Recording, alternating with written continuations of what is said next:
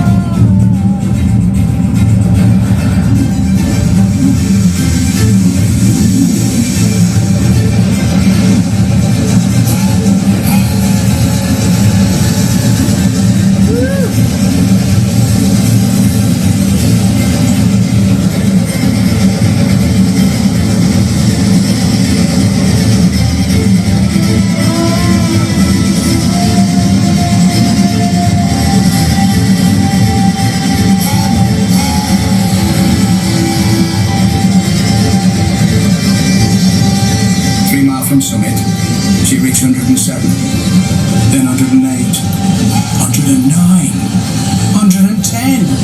Go on, old girl, I thought. You can do better than this. So I nursed her.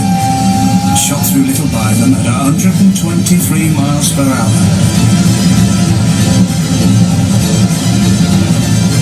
And in the next 1.25 miles, the needle crept up further. 125 miles an hour. We're off the scale. We've done it. We're coming up to the Essendine bend, sir.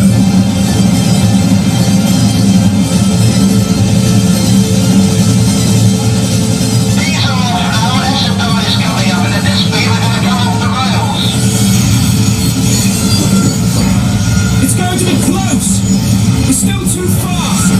Something's hot. Can you smell it too? Stink bomb has gone off. We're overeating, and we need to ease off, or she'll shake herself apart.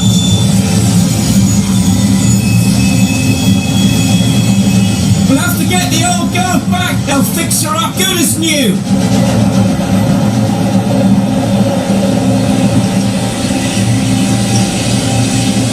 But history books will remember us for breaking record, and Mallard for being fastest steam locomotive in the world.